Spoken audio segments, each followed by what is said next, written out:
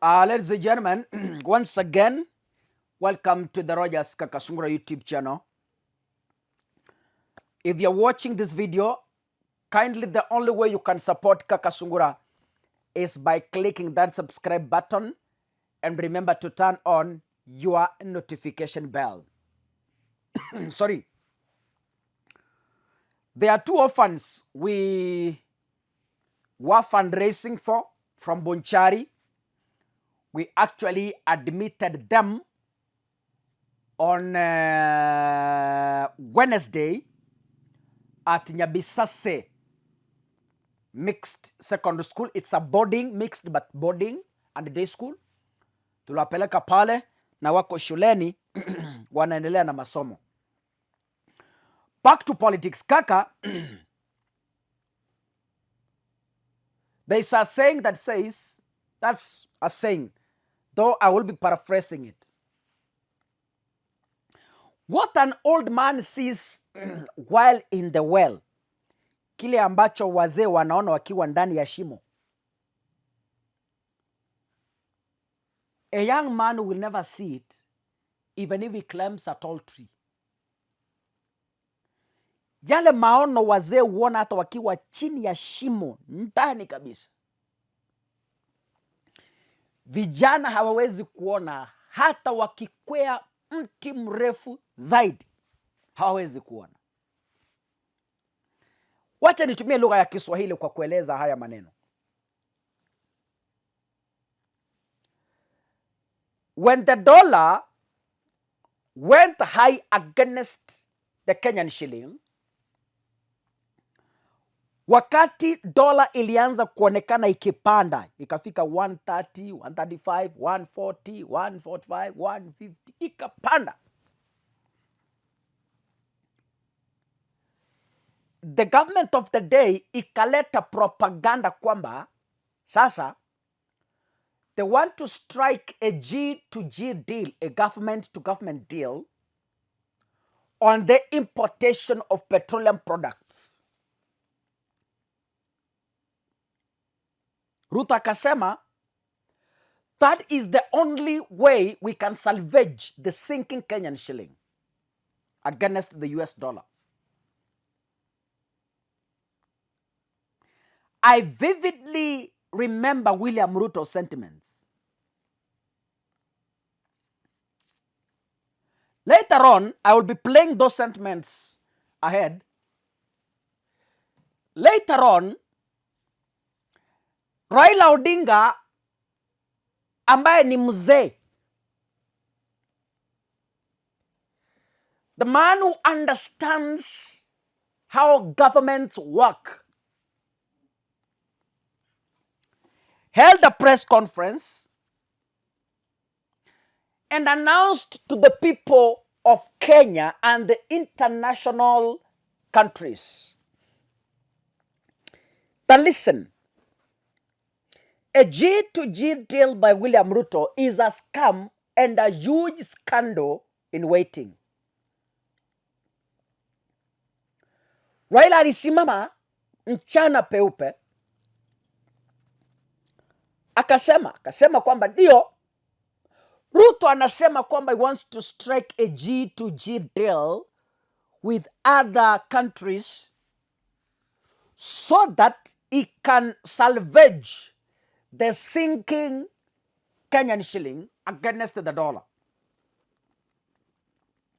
Wakenya wakasema, oh, Raila is very selfish. Oh, Raila anataka kutafutia kampuni yake biashara. Oh, Raila anatafuta token. Oh, Raila anyamaze, Ruto anajua kuendesha serikali. Oh, all sorts of insults to Raila Odinga.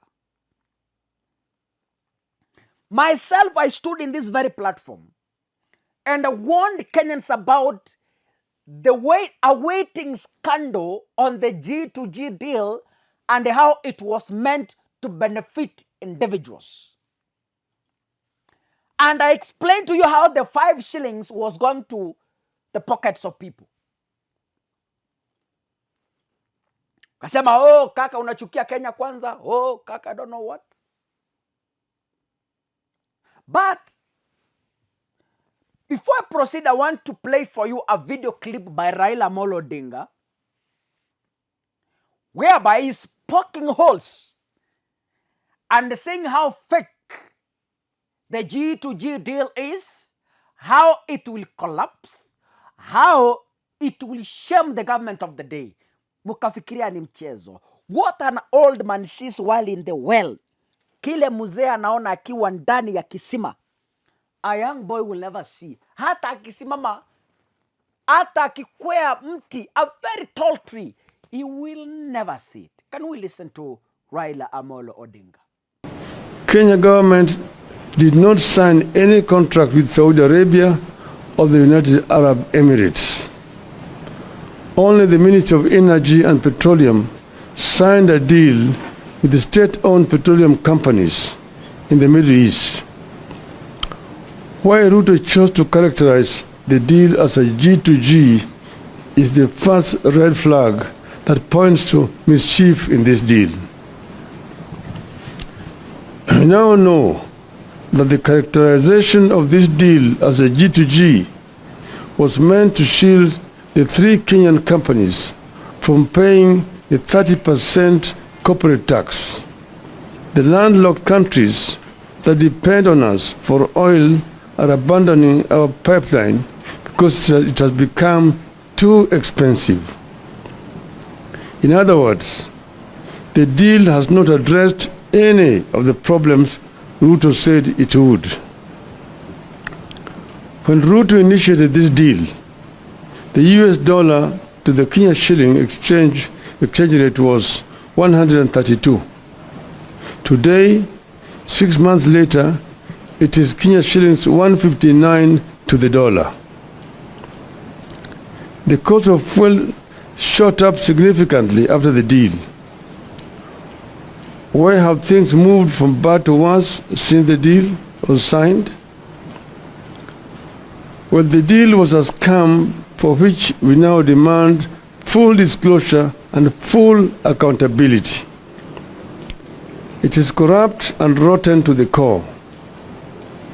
It is state capture by Mr. Ruto and company and a conspiracy against the country. Ladies and gentlemen, you've heard how Raila Odinga is raising pertinent questions. But because young boys cannot see this, even those who call themselves prophets and prophetesses cannot see this. William Ruto came later, live on national media houses, and said the following: the G2G deal that Raila Odinga is fighting because of his own selfish interest, that is Ruto saying, it is very, very transparent. That's what they said. Very transparent, ladies and gentlemen. He continued to say, it is innovative. He's trying to tell Kenyans that he has become innovative. He has come up with a model that is going to salvage the sinking Kenyan shilling against the dollar. He continued to say the deal has made a biggest difference and the biggest transformation in our country on the petroleum sector.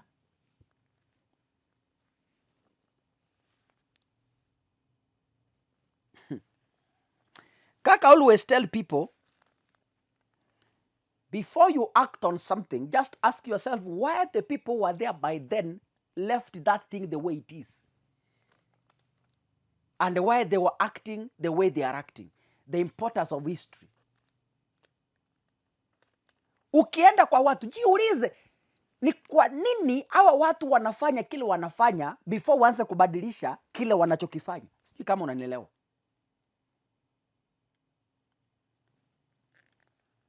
Ukienda kwa ofisi kama manager, a new director, a new CEO, ask yourself why the company does what it does the way it does before you change what it's doing. Ask yourself questions. Go into details. Do research. Ask those people who have been there, why do you do this? But because the clueless government shut down advice from the former head of state, we are where we are today. Now, can we listen to what William Ruto said at that time while responding to Raila Odinga? There will be questions by the people of Kenya, and they are perfectly entitled to interrogate our actions. We must work in such a manner that we can answer every question. For example, I am very happy that when the opposition is asking us about the G2G petroleum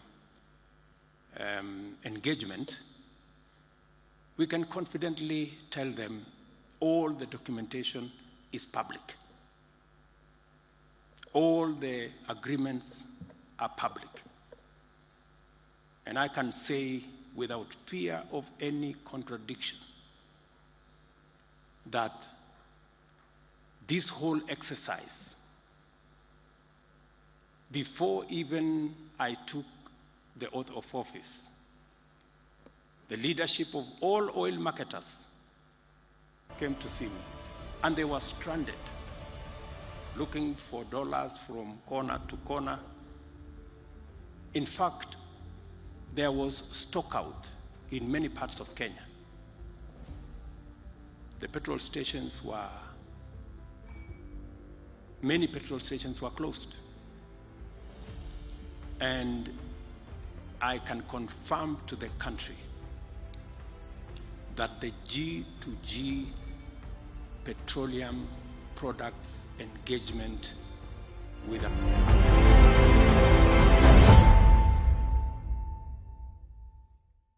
That is William Ruto, ladies and gentlemen, is defending the deal.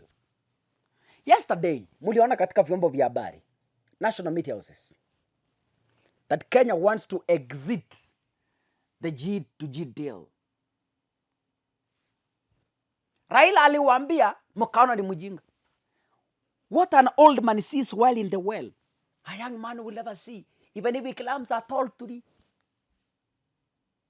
Raila saw this coming, but the young boys couldn't believe it. Raila warned, but the young boys couldn't believe it. Raila has been proven right now. Baba was right. Listen to what it's saying. Kenya is seeking to exit the G2G deal with Saudi Arabia, saying it is distorting the forex market, admitting it has failed to ease the pressure on the dollar. Dollar sahi imefika 160. Ruto alisema baada ya kufanya G2G deal, the dollar will come down to below 120. The exchange rate itakuja below 120. But sahi, the dollar is sailing. And I want Kenya Kwanza. No, the people control the dollar economy, the Kenyatta family. You attack the family, you die economically. I want to advise Ruto, the only way to salvage the US dollar against the Kenyan shilling, the only way, and you'll come to tell me, go sit with Uhuru Kenyatta and talk to him. You failed to do that. Umeona Uhuru ametoroka mandege za Kenya ameenda Uganda. Simuliona?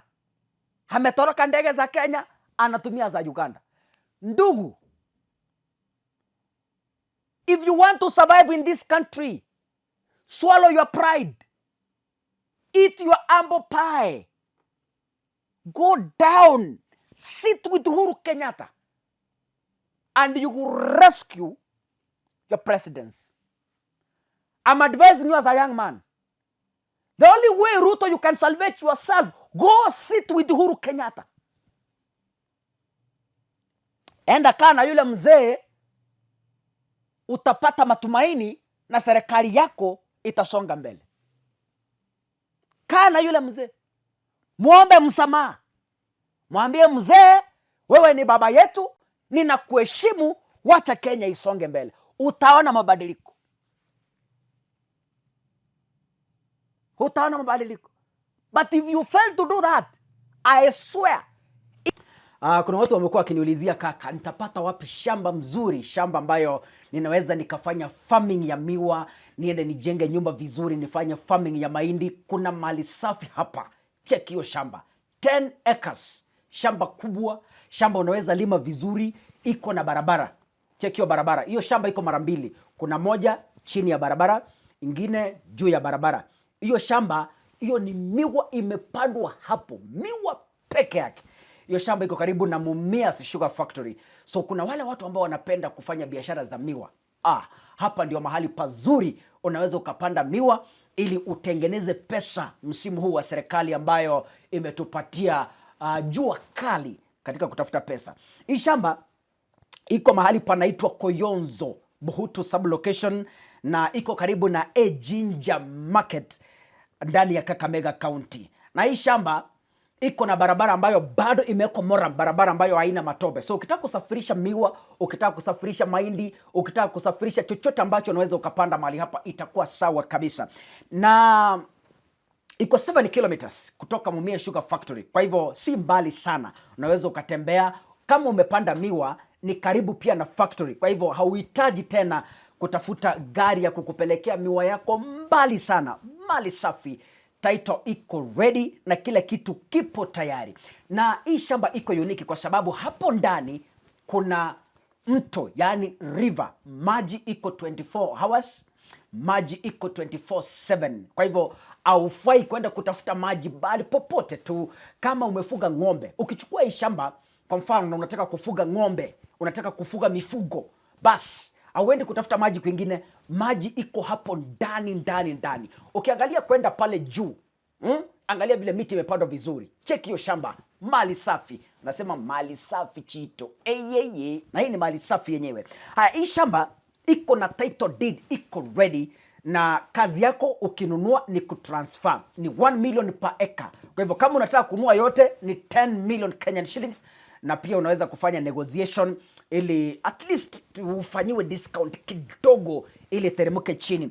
Na hii shamba tunavyozungumza sasa hivi iko katika market na watu wengi wanahitaji. Kwa hivyo kama wewe ni mkulima, hapa ndipo mahali unafaa kukimbia ujinyakulie hii shamba. Kwa nini shamba? Kwa nini hili shamba linauzwa? Ni kwa sababu mwenye hili shamba yuko mbali na wale watu ambao wameajiriwa hapo wameshindwa kuifanyia maintenance. Yaani hiyo miwa imepandwa hapo, imagine wameshindwa kuifanyia maintenance. Kwa hivyo leo ukinunua hii shamba unaenda na hii miwa. Kama wewe ni mtu ambaye unapenda kufanya maintenance, bas utafanya maintenance kwa hii shamba na uchukue miwa. So sababu kubwa watu wanaweza nikaduliza, kaka, kwa nini mnauza hiyo shamba? Kwa nini mwenyewe anauza hiyo shamba? Ni kwa sababu watu wameajiri hapo. Angalia miwa. Ukiangalia pale chini, hapo ni chini ya barabara. Kuna mto pale chini mwisho. Pia kuna stima. Umeona laini ya stima hapo. Hii shamba iko na stima, iko tayari. Kwa hivyo iko na kila kitu. Unajua ukinunua shamba unaangalia maji, unaangalia stima, na hasa unaangalia barabara, pia na security. Ukiangalia mahali hapa kuna security, kuna barabara, kuna stima na kuna maji 24 hours. Piga simu 07 22 40 49 69. 07 22 40 49 69. Ukipiga hiyo simu, bas utapatana na mtu ambaye atakuelekeza ili kupata mali safi kutoka eneo la Koyonzo, Buhutu sublocation, karibu na Jinja Market ndani ya Kakamega County. Shamba nzuri ya kuishi, shamba nzuri ya kufanya farming, shamba nzuri ya kufuga mifugo. Iko karibu na barabara, iko karibu na market, iko karibu na Mumias Sugar Factory. 7 kilometers away. Imepandwa miti, imepandwa miwa. Kwa hivyo ni 10 million peke yake, na hiyo shamba iko 10 acres. Ukubwa wake ni 10 acres na barabara imepita katikati. Kwa hivyo shamba hili linakungoja kwa bei nafuu.